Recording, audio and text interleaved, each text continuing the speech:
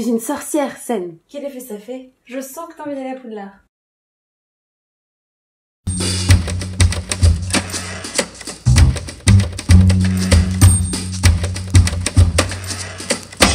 Hello mes petites pâtes à citrouille à l'urine de gobelin, j'espère que vous allez bien, je suis ravie et enchantée, c'est le cas de le dire, de vous retrouver aujourd'hui pour une nouvelle vidéo qui va marier Harry Potter, des bouquins, l'esprit de Noël et un petit concours pour vous remercier d'être plus de 10 000 sur la chaîne.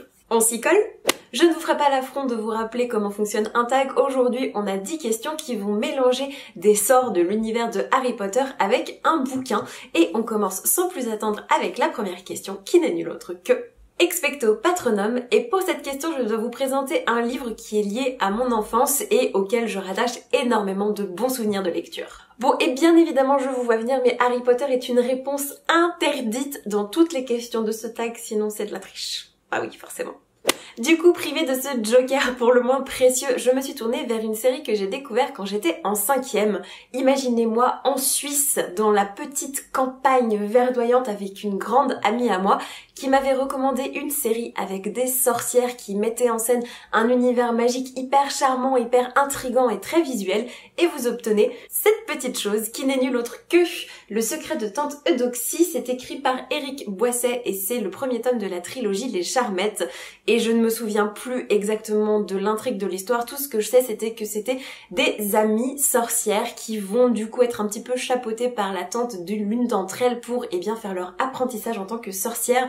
Et le tout est très lié aux éléments de la nature, et surtout ce que j'avais adoré, c'était la manière dont était représentée la magie, puisque c'était sous forme d'un flux magique qui traversait tous les êtres vivants, que ce soit les animaux, les plantes, les humains, et bref, j'en passe et des meilleurs. Et en gros, elles devaient plisser les yeux et froisser leurs doigts comme ça pour essayer de se concentrer et de visualiser justement ce flux magique à travers tout ce qu'elles croisaient sur leur route. Et c'était vraiment hyper chouette comme lecture. D'ailleurs, je me suis acheté les 2 tomes suivants parce que j'ai jamais terminé la trilogie, et je pense que ça va faire partie de mes prochaines relectures parce que typiquement, lecture cosy, pleine de bons souvenirs, on est en plein dedans. Pour la question 2 et le sort Expelliarmus, je dois vous parler d'un bouquin qui m'a totalement prise par surprise. Une fois encore, pas besoin de réfléchir très longtemps puisque je vais vous parler du magnifique, de l'incroyable Neverland de Timothée de Fombelle, qui est publié ici aux éditions de l'Iconoclaste. Et c'est pas tellement le livre papier qui m'a mis une grosse clacasse, mais plutôt sa version audio qui est lue par l'auteur lui-même. Parce que vous m'imaginez l'automne dernier, aller en direction de mes cours sans aucune grande conviction, mettre mes écouteurs dans mes oreilles, lancer l'audiobook qui dure à peu près 2h30 je crois, et être totalement fascinée. C'est-à-dire que j'avais presque la bouche ouverte, béate de contentement dans les transports en commun, et quand je suis arrivée à la Sorbonne, dans les beaux amphithéâtres pour, je sais plus, je crois que c'était des cours sur le droit de la propriété intellectuelle, je sais plus exactement, j'ai pas réussi à enlever mes écouteurs et je n'ai rien écouté de la séance. J'ai fini ce bouquin d'une traite, c'était absolument dingue. En gros, dans cette histoire, c'est plutôt des réminiscences d'enfance avec des souvenirs du passé de l'auteur mélangés avec, je sais pas, un grain d'onirisme et une plume absolument savoureuse au possible. C'est-à-dire que Timothée de Fombelle peut vous parler, j'en sais rien, d'une vieille commode pendant 3 pages. Et vous allez trouver ça fabuleux. Donc c'était vraiment une très belle lecture que je vous conseille fortement, que ce soit sous sa version papier, mais surtout si vous avez l'occasion de l'écouter, allez-y, c'est une valeur sûre, et je ne saurais que trop vous inviter à la découvrir à votre tour. Avec Priore Incantatem, le 3e sort de ce tag, je dois vous parler du dernier bouquin que j'ai lu. Ah oui, forcément. Et là pour le coup vous êtes assez vénard parce que le dernier bouquin que je viens de terminer avant de tourner cette vidéo, il s'agit de La fille du docteur Baudouin, écrit par Marion Muraille et publié à l'école des loisirs. Et forcément, qui dit Marion Muraille dit coup de cœur. Dans cette histoire, on va suivre toute une ribambelle de personnages qui gravitent plus ou moins autour du docteur Baudouin, un médecin généraliste qui est un petit peu au bout du rouleau. Il faut dire que pour commencer, il va au boulot en traînant de la savate parce qu'il n'a pas du tout envie d'entendre les malheurs de ses patients qui vont lui déverser tout leur petite misère dans l'oreille pendant des heures. En plus de ça, il ne supporte ni sa réceptionniste, ni son nouvel associé Chasselou, qui est un jeune médecin qu'il trouve un petit peu concon. Et pour ne rien arranger, eh bien sa fille Violaine, de 17 ans, va venir dans le cabinet pour lui annoncer qu'elle pense qu'elle est enceinte. Au niveau du résumé, je pense que vous n'avez pas besoin d'en apprendre davantage. Tout ce que je peux vous dire, c'est que ça a été un véritable coup de cœur pour plein de raisons. Déjà parce que j'ai adoré la manière dont ça questionne les relations entre parents et enfants, entre médecins et patients, entre passion et désillusion, entre le moment où on adore son métier et au fil des années, eh bien cette passion a tendance à s'étioler au profit d'un quotidien qui est peut-être un petit peu difficile à gérer. Bref, on a un docteur au bout du rouleau, un docteur qui est très timide et qui prend le temps véritablement de s'installer avec ses patients, de les écouter et qui va les désarçonner petit à petit, parce que quand vous passez d'un médecin qui vous prend 5 minutes montre en main, qui vous fait votre prescription et ciao, à bientôt, et vous passez à un médecin qui vous écoute vraiment, qui vous propose peut-être des alternatives, qui vous questionne, eh ben déjà c'est un choc des cultures que j'ai adoré suivre. Ces patients sont extrêmement touchants. Et puis surtout, ce qui m'a beaucoup plu, eh bien c'est l'histoire de Violaine, cette adolescente du coup qui se retrouve enceinte et qui ne sait pas vraiment quoi faire de cette information. À la fois, eh bien elle pense qu'elle ne veut pas le garder parce qu'elle est tombée enceinte d'un garçon qu'elle n'aime pas, à qui elle a dit oui sans pour autant être franchement d'accord, parce que c'était plutôt une relation sexuelle, c'était le truc à faire à ce moment-là pour ressembler à toutes ses copines. Et c'est vraiment, je trouve, une question tellement capitale, tellement fondamentale et un discours tellement important, surtout dans de la littérature jeunesse, l'histoire, le choix ou non d'être mère, le rapport au corps, le droit à l'avortement. J'ai trouvé ça magistral, c'était éminemment bien écrit, touchant, émouvant. Et si vous ne devez retenir qu'un livre à lire en cette fin d'année que vous ne connaissez pas de Marion Muraille, même si sa couverture ne donne pas très envie, c'est une véritable pépite. Alors faites-moi plaisir, lisez-le et venez m'en parler après, parce que vraiment je pense que vous ne regretterez pas de m'avoir écouté sur ce coup-là. On passe au quatrième sort qui n'est nul autre que Allo Mora, et je dois vous parler pour cela d'un livre qui m'a ouvert les portes d'un genre qui a priori n'était pas fait pour moi. Et rappelez-vous que je n'ai pas le droit de citer Harry Potter pour vous parler de la fantasy, donc du coup je biaise et je vous parle plutôt de Aeternia de Gabriel Katz, publié aux éditions Scrinéo. Dans cette histoire, on va suivre Les Marek, un gladiateur qui décide de se retirer au sommet de la gloire pour profiter de sa vie avec ses deux garçons et partir s'installer à la campagne. Le problème, c'est que sur le chemin, il va se retrouver, bien malgré lui, pris entre deux feux dans une guerre de religion plus que mortelle, et c'était un récit absolument ébouriffant. Quant au pourquoi du comment ce bouquin se retrouve là, c'est hyper simple dans la mesure où Gabriel Katz est un auteur qui a le don de vous filer 2-3 clés sur son univers et de vous plonger, tête la première, dans un univers de fantasy hyper immersif, hyper visuel, hyper prenant, sans vous abrutir de détails. Et pour celles et ceux qui ont toujours un petit peu peur des contextes à rallonge, des descriptions qui n'en finissent pas, eh bien c'est une excellente entrée en matière, une excellente introduction. Et moi ça a énormément débloqué mes a priori sur ce genre, puisque depuis que je l'ai lu, eh bien en 2 ans ma bibliothèque s'est retrouvée garnie de petites bricasses de fantasy que j'adore, chose qui aurait été je pense impossible, et bien sans cette entrée en matière pour le moins plus que réussie. Pour le 5e sort qui n'est autre que Ridiculous, je dois vous parler d'un bouquin qui m'a fait rire.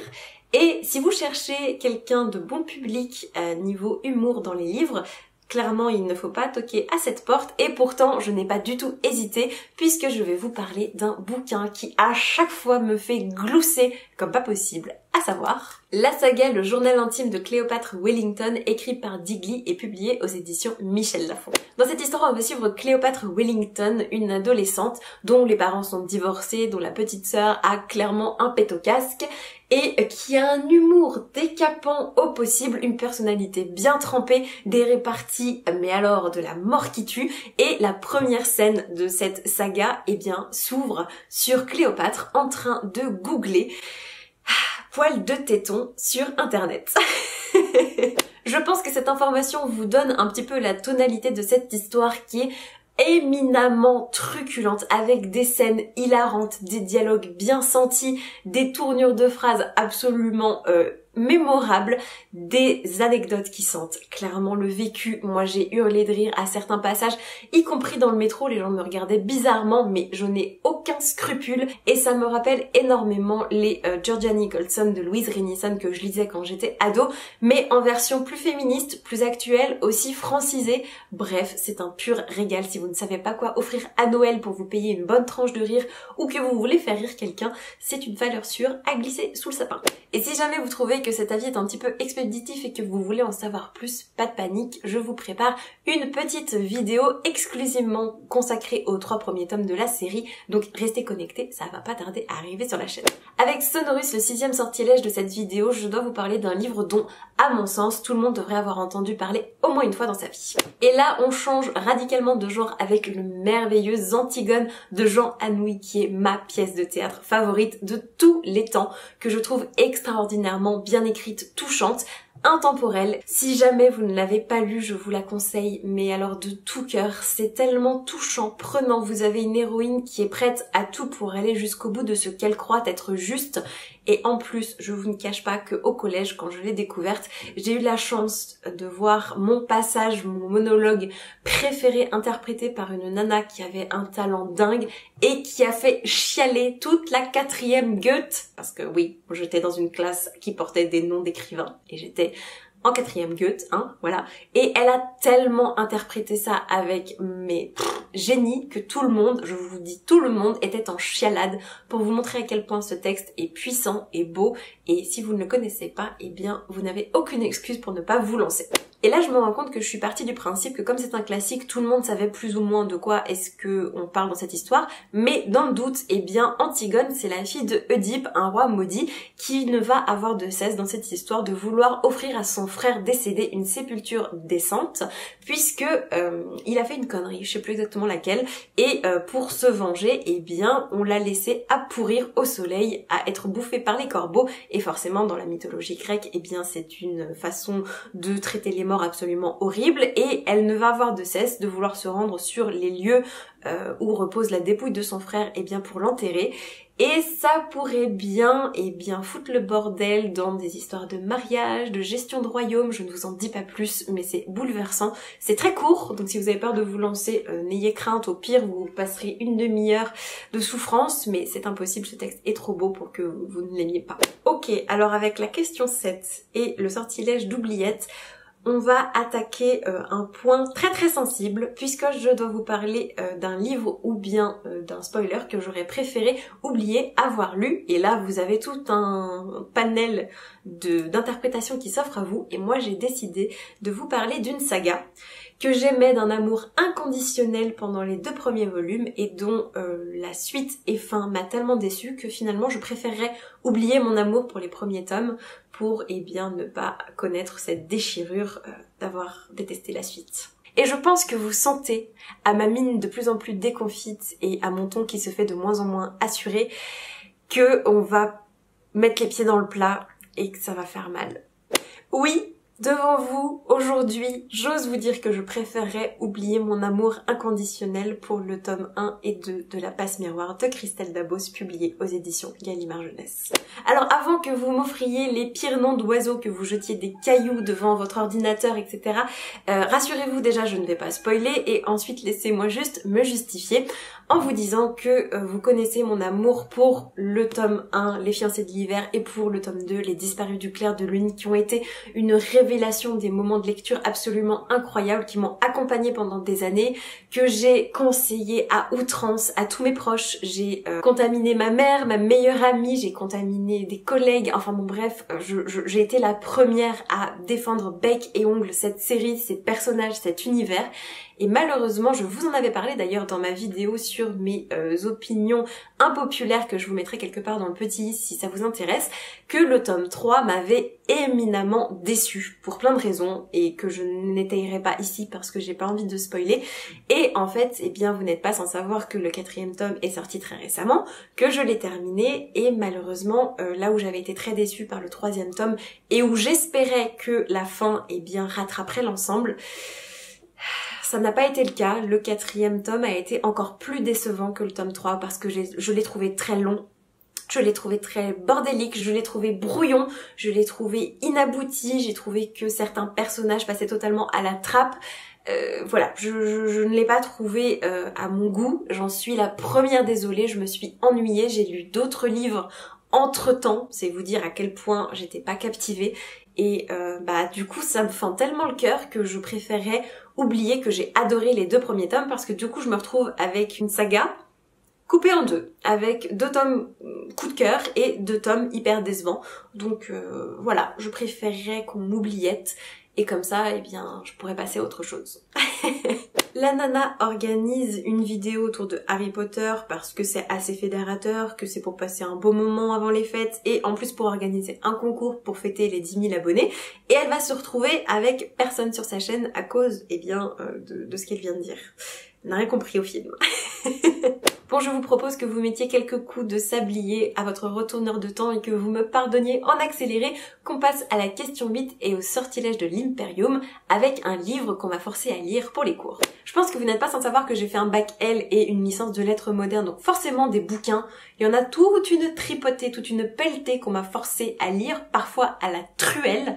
Et je crois que l'un des plus marquants, eh bien, c'est Belle d'une Seigneur de Albert Cohen, parce que j'ai dû le lire dans le cadre d'un cours de stylistique. Et pour les bienheureux parmi vous qui ne savent pas ce que c'est, eh bien, la stylistique, c'est de la grammaire hardcore appliquée à de l'analyse de texte. Voilà, pour vous donner le niveau de fun de cette matière, on est sur du moins 8000 à peu près.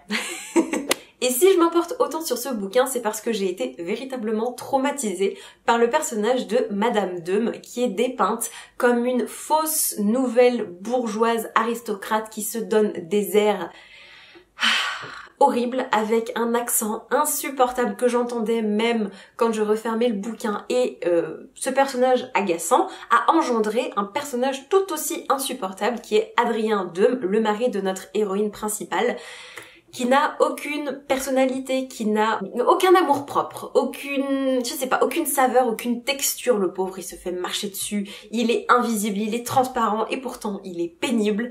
Donc tout ça mis bout à bout a fait que la lecture a été un peu compliquée. Vous l'aurez donc compris, niveau traumatisme, on est quand même assez bien lotis là, et pour autant, ça fait quelques mois que j'ai envie de me relancer dans l'aventure, déjà parce que je ne l'ai pas lu dans son intégralité, parce que je me suis contentée du passage qu'on devait étudier en classe, hein, pas folle la guêpe. Et en plus de ça, c'est quand même un texte qui m'a beaucoup marqué par son élégance stylistique, et je pense que maintenant, des années après, peut-être que les personnages vont un petit peu mieux couler maintenant que je suis prévenue, et je pense me caler sa lecture en 2020. Deuxième sortilège interdit avec Andoloris, et on continue dans la section traumatisme avec un livre qui a été douloureux à lire. Et là, je suis convaincue que vous n'avez aucune idée, vous n'êtes pas prêts. Vous ne vous attendez à tout sauf à la réponse que je vais vous faire, qui n'est autre que Charlie et la chocolaterie de Roald Dahl. Je vous avais prévenu. Alors certes, j'ai beau être toute seule devant ma caméra pendant que je filme ça, mais j'imagine tellement vos yeux surpris derrière votre ordi que je me sens obligée de vous expliquer que Charlie et la chocolaterie, je ne connais que la version en anglais, donc le livre pour enfants, parce que ma tante, en seconde, a été mandatée par mes parents pour me donner des cours intensifs d'anglais parce que je stagnais, je me reposais un peu sur mes lauriers comme j'étais pas mauvaise. J'apprenais plus trop grand chose en cours et forcément en seconde ça commençait à se ressentir. Donc elle venait me voir toutes les semaines avec son petit exemplaire de Charlie and the Chocolate Factory, forcément. Et j'avais le droit à de la lecture à voix haute, de la révision de verbes irréguliers, de la traduction, et je vous en passe des bonnes et des meilleures, et surtout que c'était toujours sur les mêmes chapitres. Donc en gros, je crois que j'ai jamais dépassé le chapitre 3 pendant tous ces cours particuliers, qui ont été d'une efficacité mais redoutable. Maintenant, je remercie, mais les yeux fermés, ma tante de tout cœur, et je sais qu'elle regarde cette vidéo, donc merci Tati pour ces moments. Mais du coup, je n'ai jamais su comment ce bouquin se terminait, ni même se déroulait, et pour autant, je n'ai ni envie de lire la VO, ni envie de lire la VF, et même pas envie de regarder le film, parce que cette histoire, clairement, pour moi, c'est des devoirs. Donc c'est cuit. Et pour le coup, compte tenu du caractère assez inattendu de cette réponse, je suis hyper curieuse d'entendre la vôtre, donc n'hésitez pas à me la laisser dans les commentaires, je sens qu'on va passer de bons moments.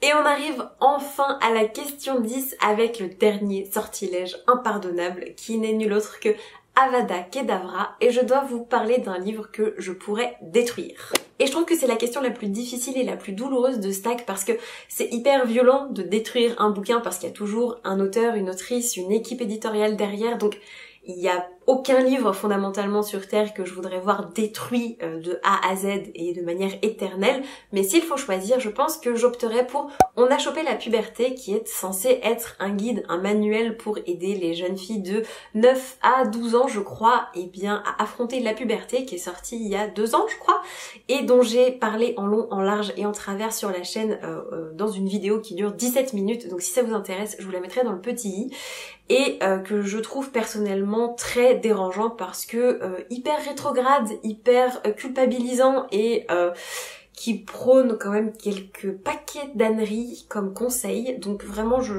j'avais été un petit peu survoltée quand il m'était tombé entre les mains. Pour autant, est-ce que il mérite d'être détruit? Liberté d'expression, liberté de publication, tout ça, donc non. Je ne m'appesantirai pas plus sur le sujet, mais en tout cas, c'est clairement pas le livre que j'offrirai à des petites jeunes filles qui galèrent. Voilà. Clairement pas. Et c'est sur ces révélations fracassantes, révoltantes, déchirantes que je m'apprête à vous laisser et j'espère vraiment que cette vidéo vous aura plu.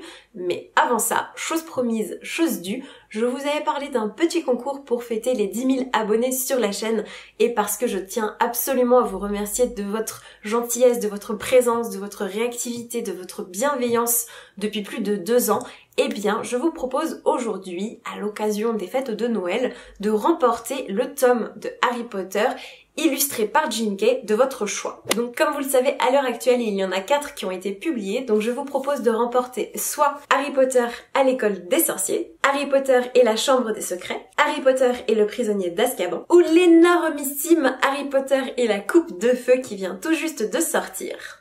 Une fois que vous êtes mis d'accord avec vous-même sur quel tome vous voulez essayer de remporter, les modalités sont pas très compliquées. En gros, c'est un concours qui est réservé à mes abonnés. Donc il faut être abonné à la chaîne, il faut liker et commenter cette vidéo. Si vous la partagez, ça vous fait un point bonus supplémentaire. Et surtout, le plus important, c'est qu'il faut remplir le Google Docs que je vais vous mettre dans la barre d'infos. Le remplir intégralement, vous allez voir, il y a quelques questions avec votre adresse mail, etc.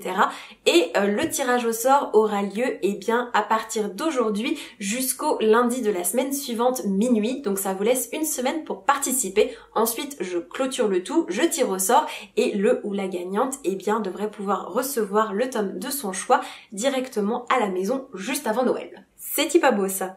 J'espère vraiment que ce petit concours vous fait plaisir et que la vidéo vous aura plu, donc n'hésitez surtout pas à venir discuter avec moi comme d'habitude dans les commentaires, j'adore vous lire. Et en attendant de vous retrouver pour une prochaine vidéo, je vous souhaite comme d'habitude de merveilleuses rencontres de papier et je vous dis à très vite. Ciao ciao!